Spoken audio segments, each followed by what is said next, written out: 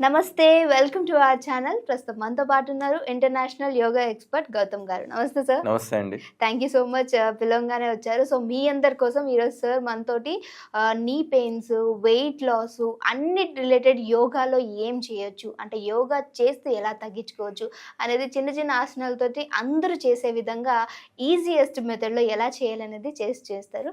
నమస్తే అందరికీ. నా పేరు మాస్టర్ గౌతమ్. నేను మీ ఇంటర్నేషనల్ సర్టిఫైడ్ యోగా ట్రైనర్ని. వయసుతో సంబంధం లేకుండా వెయిట్ లాస్ కోసం చూస్తున్నారా, లేదంటే ఓవర్ వెయిట్తో బాధపడుతున్నారా? ఎంతో జిమ్, వాకింగ్, ఎక్సర్సైజ్ లేదంటే డైట్స్ అన్నీ ట్రై చేసినా ఫలితం లేదని విసిగిపోయారా? సో అయితే యోగాని ట్రై చేయండి. వెయిట్ లాస్ కోసం శరీరాన్ని కష్టపెట్టడం కాదు, లేదంటే అత్యధికంగా చెమటలు చిందించడం కాదు, సరి అయిన శ్వాసను కూడా అందించడం ఈ వెయిట్ లాస్లో ముఖ్యంగా చాలా ప్రధానమైంది. అయితే ఇక్కడ మీరు తెలుసుకోవాల్సిన విషయం ఏంటంటే, ఒక పద్ధతి ప్రకారం సరి అయిన శ్వాస సహాయంతో కేవలం 3 ఆసనాల్ని ప్రాక్టీస్ చేయడం వల్ల మీకు చాలా మంచి ఫలితాలు వస్తాయి. ఇవి ఏం చేస్తుందంటే శరీరంలో ఒక మెటబాలిజంని బ్యాలెన్స్ చేస్తుంది, దాంతోపాటు మన ఫ్యాట్ బర్నింగ్ ప్రాసెస్ని ఈజీ చేస్తుంది.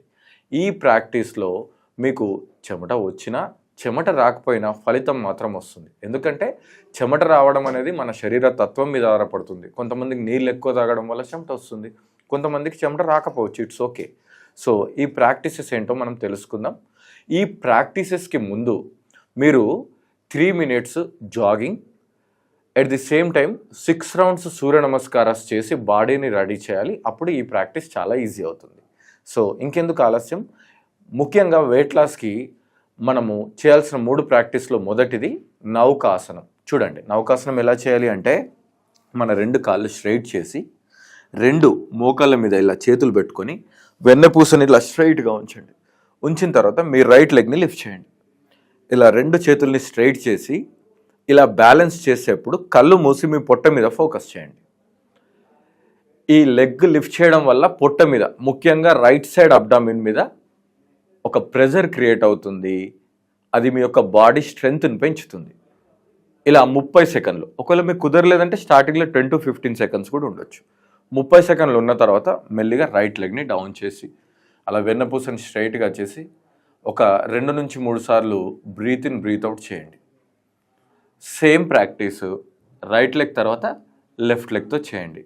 మీ రైట్ లెగ్కి ఎన్ని కౌంట్స్ అయితే చేశారో ఖచ్చితంగా లెఫ్ట్ లెగ్కి కూడా సేమ్ కౌంట్ని మెయింటైన్ చేయాలి. అప్పుడు మాత్రమే బ్యాలెన్స్ అవుతుంది.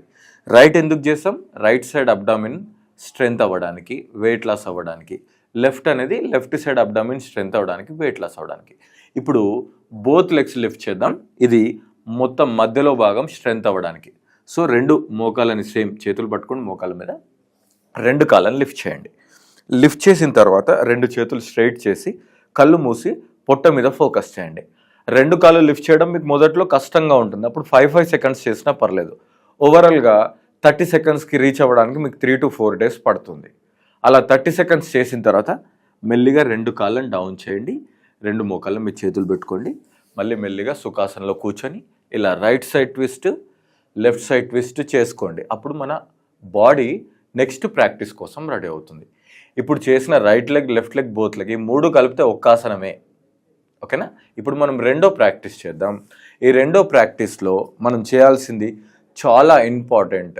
Especially me wrist, shoulder and core strength రావాలంటే ఈ ఆసనం చేయాలి.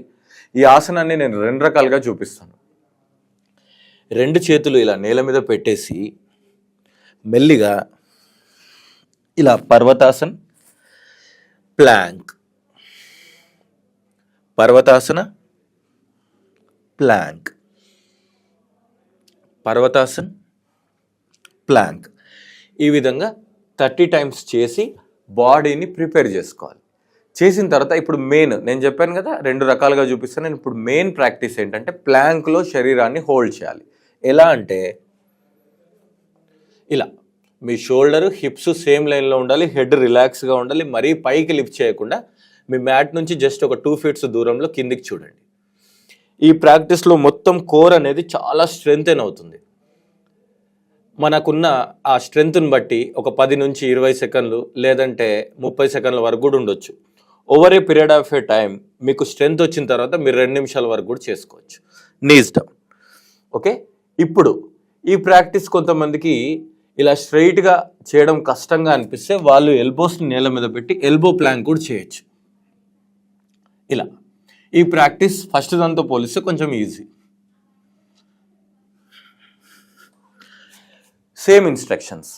మీకు మొదట్లో ఒక 10-15 సెకండ్స్తో స్టార్ట్ చేయండి.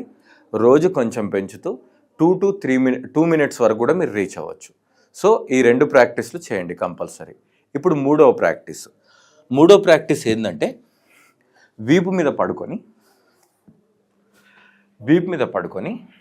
ఇప్పుడు మనం మూడో ప్రాక్టీస్ చేద్దాం. మూడో ప్రాక్టీస్లో మీరు 2 చేతుల్ని కూడా ఇలా థైస్ కింద పెట్టుకోవాలి. ఫస్ట్ 15 డేస్ మీ చేతుల్ని థైస్ కింద పెట్టుకోవాలి. తర్వాత 15 డేస్ తర్వాత 2 చేతుల్ని తల కింద పెట్టుకోవాలి. తర్వాత 1 మంత్ తర్వాత 2 చేతుల్ని ఇలా స్ట్రైట్గా పెట్టుకోండి.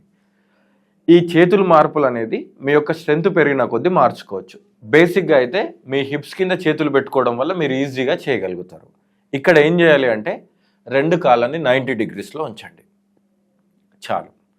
మీకు ఇనిషియల్ స్టేజెస్లో ఇలా లిఫ్ట్ చేసి ఉండలేకపోతే మీరు గోడ సహాయంతో కూడా చేయొచ్చు. కానీ ఏ సహాయం లేకుండా ప్రయత్నం చేయండి. మొదట్లో 10 నుంచి 20 సెకండ్లు హోల్డ్ చేయండి. తర్వాత మెల్లిమెల్లిగా 2 నిమిషాల వరకు తీసుకెళ్ళండి. ఇది మొత్తం మీ పొట్టని చాలా స్ట్రాంగ్ చేస్తుంది, మీ డైజెషన్ సిస్టమ్ని స్ట్రాంగ్ చేస్తుంది, మీ యొక్క వైటల్ ఆర్గాన్స్, ఇంటర్నల్ ఆర్గాన్స్ అన్నిటినీ స్ట్రాంగ్ చేయడమే కాకుండా మీ వెన్నపూసను కూడా బలపరుస్తుంది. ఈ 30 to 60 సెకండ్స్ చేసిన తర్వాత మెల్లిగా కాళ్ళని డౌన్ చేసి రిలాక్స్ అవ్వండి. కంపల్సరీ ఎప్పుడైనా సరే పొట్టకు సంబంధించిన ప్రాక్టీస్ చేసినప్పుడు బ్యాక్ రిలాక్స్ చేయడం చాలా ఇంపార్టెంట్, లేకపోతే మీకు బ్యాక్ పెయిన్ వస్తుంది. బ్యాక్ రిలాక్సేషన్ అంటే ఇలా హిప్స్ లిఫ్ట్ చేసుకొని ఒక 30 సెకండ్స్ ఉండొచ్చు, లేదంటే ఇలా థైస్ని హగ్ చేసుకొని 30 సెకండ్స్ ఉండొచ్చు, లేదంటే 2 చేతుల్ని ఇలా సైడ్కి పెట్టుకొని రైట్ అండ్ లెఫ్ట్ చేసుకొని కూడా ఒక 20-30 సెకండ్స్ చేసుకోవచ్చు. ఇలా చేసిన తర్వాత ఒక 2 మినిట్స్ శవాసన చేయండి. పక్కన ఏదైనా లైట్ మ్యూజిక్ పెట్టుకొని కళ్ళు మూసేయండి. శవాసన చేయడం వల్ల మన బాడీ కంప్లీట్గా రిలాక్స్, రిజువనేట్ అయిపోతుంది. సో చూసారు కదా, ఈ ప్రాక్టీసెస్ని డైలీ మీ యొక్క డైరీలో, మీ షెడ్యూల్లో ఇవి ఫిక్స్ అయిపోవాలి. ఈ ప్రాక్టీసెస్ ఎంప్టీ స్టమక్లో చేయాలి. ఉదయం కానీ సాయంత్రం కానీ చేసుకోవచ్చు. ఈ ప్రాక్టీస్ చేసి మీకు ఎలాంటి రిజల్ట్స్ వచ్చాయో చూడండి. ఇంకా ఏదైనా డౌట్స్ ఉంటే కింద ఉన్న నంబర్కి కాల్ చేసి సంప్రదించండి. Thank you.